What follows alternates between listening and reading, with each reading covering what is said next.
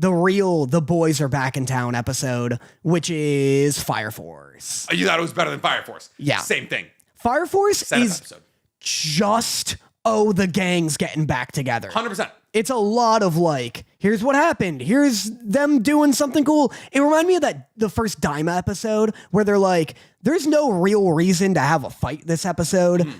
But God, is this going to be boring if we don't have one? Let's just have Shinra and Arthur like do a little sparring. Well, none of that's in the manga. Yeah. So the first 7 or 8 minutes of that episode are just specifically introduced so everyone can be like, oh, Yeah. like they try to do a recap, but it's been 5 years. That's why they since- kind of needed it. Yeah, like it's been 5 years since the show came out, and they really don't do like a great job recapping anything. They're like, oh, they went to the Chinese Peninsula and they fought a demon infernal. And I was like, yeah, did you mention the part that there was a woman from beyond the fucking spatial dimension there who came here with the evangelist and gave Shinra a Dola burst? Like, Yeah, they don't even like begin to explain why the moon is fucked. Yeah. Like, yeah, it's like, oh yeah, the moon, like Chiron just shot a fucking something that was supposed to leave a 500-kilometer wide crater to the moon, and now they actually, I don't think they have covered why the moon is fucked. It's mostly it has to do with the evangelist, but Hey everyone, it's Stank. Just wanted to do a quick spoiler warning for Fire Force. I assumed. yeah, My theory for what? I'm just reading. You keep Oh, my theory is that the evangelists are going to turn this planet into the sun in Soul Eater. Wait, what? So the evangelists want to turn Earth into a sun. Yes. My theory is that they succeed, and that sun is the sun in Soul Eater. Oh, I like that. That's good. That leads me to believe it doesn't happen. No, Yeah. I like that. Like, I like the conclusion you've come Yeah. to. I was trying to remember what happened in this episode, and then it was like, oh, so basically the Holy Soul Temple aligned itself with the evangelists, and Leonard Burns joins the side of the evangelists, who's like the captain of Fire Company 1, who's closely tied to the Holy Soul Temple. Well, and the Emperor also, we find out, is like with the evangelists. Raffles III. He's like the Pope of the Holy Soul Temple. Right, yeah. And so this episode did not come out in English. I've never, ever watched Fire Force in sub. Wow, is it a different experience? Yeah. Shinra sounds like a Chad. He sounds like a Chad. Yeah, and Arthur's voice is way too deep. Yeah. Yeah. No, I think that's what I wrote. No, I said, yeah, Arthur sounds like a Chad in the sub. Shinra is actually a pretty accurate casting between Japanese and English, like in English. Yeah. I'm like, oh, the same, like it's conveyed. Arthur's is so deep. Yeah. And then leaked sounds ridiculously high, Pete. Like I think I wrote, let's see, mind reading the anime, the fuck stokes you fight. Oh yes, oh my god, Leak's voice. Yeah. It's so high pitched. Yeah. It's like I'm gonna have to get used to Japanese. I wish it was coming out in English. I know. I kind of warned you about it too, where like this happened to me with My Hero and how this most recent season was kind of worsened because of it. Because I'm like, this is like a whole new show for me. It's like when I caught up with One Piece. Like I think I caught up with One Piece's dub like 1,080 episodes in, and I was like, but unfortunately they did the dub and the sub are almost inseparable. Like they just like sound like they're speaking different. Like it's like the voice actors speaking a different language. Right, that makes sense. Yeah, I mean, thankfully with Fire Force, there's only like 48 episodes, so like it's not like I spent like years hearing But these it's been the last couple voices. of weeks. Yeah. Well, so I just mean the transition wasn't like crazy for me. Yeah. How'd you feel about the mind reading like bit? I thought it was kind of cool. I also thought it was kind of cool. Yeah. It was So what are you talking hard about? to keep up with Yeah. because of the Japanese. It felt like when you were like, do you ever play Detroit Yeah, Detroit Become Human? It felt yeah. like one of those cutscenes where you're like trying to figure out like, or what was the one before Detroit Become Human where you were like the father looking for a son? Heavy Rain. Heavy where it's Rain, like, that's- Jason. Yeah, it felt like fucking Heavy Rain where you're trying to like choose words out of the Yeah. sky. Haomei is a great character. I love her. I'm just like, listen, I've spent the last couple of weeks watching with every minute of my time watching Fire Force, and I'm so excited to see where the seasons go. They also, season 1 and 2 look really good. Yeah.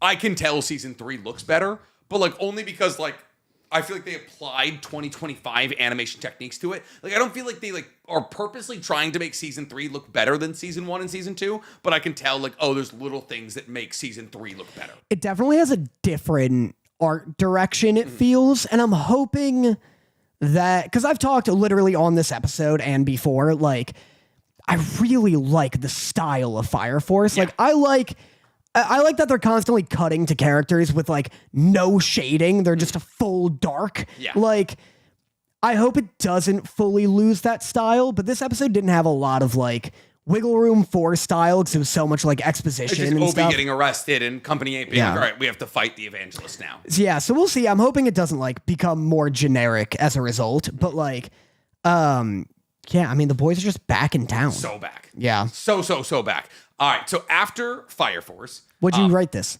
what'd you say? I gave this a 7.6. I also said that this OP is good, but not nearly as, I think it's probably their worst OP.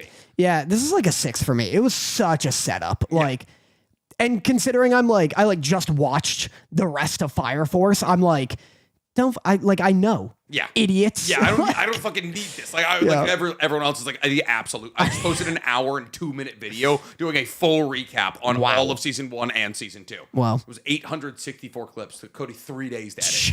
Yeah, it was a lot. But it was fun. Like, it was fun. I'm very excited to have this show back. That leaves us with. I heard, sorry, I didn't mean to interrupt, but I heard the mangaka's retired. That makes sense. What a bummer. Fair. Just such a objectively. cool fucking presence in the medium. Just a unique. I think his name's like Notaku or something like that. I like have been looking it up. It's an N name. Nope.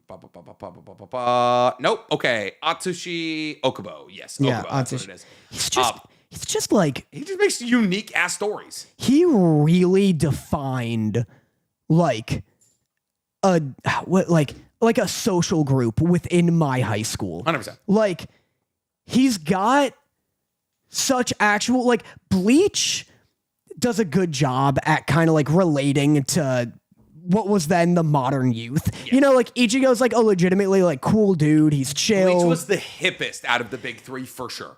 This is like, it was the hippest. Yeah. Soul Eater is like legitimately hip. Yeah. It's like the difference between like when you hear like punk rock and you're like, oh, this is the genre. And then you see something by someone who has like no eyebrows. They have like their hair looks like a fucked up Barbie doll and they're just like spitting into the mic. And you're like, oh, that's a punk. Yeah. Soul Eater is like that, where it's like that shit, that and Fooly Cooley. I'm like, oh, this guy knows cool. Yeah.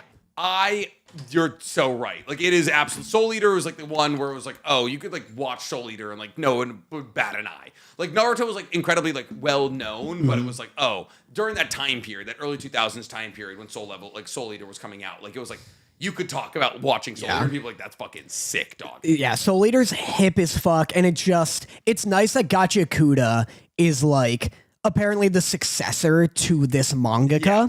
Like, it was his assistant, and this mangaka was like, you know, I feel good retiring knowing this guy's making Gacha Kuda. Yeah. So it's cool that hipness is still out there, and I feel it with like Umbrella Guy and stuff. You guys will see when the anime comes out. Oh, the art style is very similar. The vibe is very. It's not. Fire Force is very unpunk. Like Fire Force is a better job building the universe in Soul Eater. And like it's like punk in the way that like, oh, the church is bad and like the government is bad and corporations are bad. Like, that's a cool. Honestly, to me, one of the more understated like points in Fire Force, like that people ignore because it's like, oh, boobs and fire and punches, is the fact like the complex world that's built out and the fact that like, oh, hey, the whole like the very complicated conversations, especially in season 2, like when they go to the Chinese Peninsula. And actually, I want to talk about fucking season 1 and season 2 with you because you just rewatched all of them. Well, when they go to the Chinese Peninsula and they find out that everything in the Holy Soul Temple was a lie, and then they have to like figure out how to unpack that information, 1 to the entire empire, but 2 to like Iris, who's a devout believer. That is such an interesting like conversation that gets kind of blown over by the entire like not the anime but like the community, where they're like, oh, there's a legitimately complicated conversation in here where they're like, oh, faith is a mechanism to keep people satiated, but at the same time, like it's largely predicated on lies. Yeah. Like, it's so cool. Yeah, I mean, Fire Force really blows me away. And this is just me being like pretentious and a dick. Yeah. But like coming from having watched episodes like 1 through 18 of Soul Eater, I was so blown away with how much and how well the world building was. Like, how much world building there was. And when they were like, yeah, this is an empire, I was like, oh, that's kind of weird and interesting. And they developed that. And with like the real religious commentary. And also we talked about how like they like the firefighting bit isn't just like a skin thrown onto a shonen anime. Yeah. They're like, what does it actually mean? Like, what morals and themes would like a firefighter struggle with? And it's like public perception. And it's like, you're not just going in to fuck up a fire. Like they bring in You're laying it to rest. You're laying it to rest. Them bringing a priest is so fucking cool. Yeah. And that they're like, Company 8 is kind of like, look, like, we don't know if the priest does anything. Yeah. Like we're baptizing fucking guns. Yeah. Oh, that episode was so sick. Kinoa's backstory. Yeah, where he's Yeah. like, you got your gun baptized? And he's like, look, at the end of the day, all I know is I want to get shot with a baptized gun. And it's more about like, the perception of like, the person you're killing. Yeah.